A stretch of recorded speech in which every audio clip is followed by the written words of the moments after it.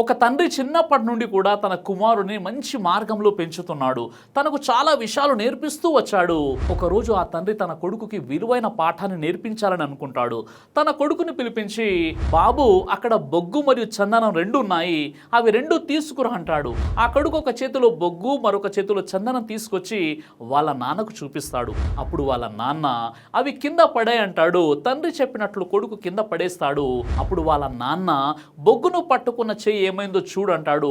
అప్పుడు కొడుకు చెయ్యి మొత్తం నల్లగా మారిపోయిందంటాడు. అప్పుడు తండ్రి అంటాడు, ఇది చెడు స్నేహితుల యొక్క ప్రభావం. వాళ్ళు నీతో ఉన్నంత కాలం నీ జీవితాన్ని నాశనం చేస్తారు. వాళ్ళు వెళ్ళిపోయినా వాళ్ళ యొక్క చెడు అలవాట్లు నీ మనసులో ఇంకా మిగిలి ఉంటాయి. ఎలాగైతే బొగ్గు పారేసినా గానీ నీ చేతులు నల్లగా ఉన్నాయో అలాగే ఇప్పుడు చందనం పట్టుకున్న చెయ్యి చూపించు అంటాడు. చందనం పట్టుకున్న చెయ్యికి మంచి సువాసన వస్తుంది.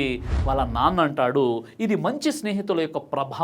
వారు నీ జీవితంలో ఉన్నంత కాలం నీకు మంచి చేస్తారు. వారు వెళ్ళిపోయినా వాళ్ళ యొక్క మంచి అలవాట్లు నీ మనసులో మిగిలే ఉంటాయి. ఎలాగైతే చందనం పారేసిన తర్వాత కూడా నీకు మంచి సువాసన వస్తుందో అలాగే చెడు స్నేహితుల వల్ల ఎలాంటి నష్టమో మంచి స్నేహితుల వల్ల ఎలాంటి లాభమో ఆ అబ్బాయి తెలుసుకుంటాడు. మీరు ఎలాంటి వారవుతారో మీ చుట్టూ ఉన్న వాళ్ళే నిర్ణయిస్తారు. మీరున్న పరిసరాలు ఎప్పుడు గమనిస్తూ ఉండాలి. మనం మంచి వాళ్ళతో ఉన్నామా లేక చెడ్డ వాళ్ళతో ఉన్నామా? ఎప్పుడు మనం ఆత్మ పరిశీలన చేసుకుంటూ ఉండాలి. ఇలాంటి విషయాలు తండ్రి తన పిల్లలకు నేర్పించాలి.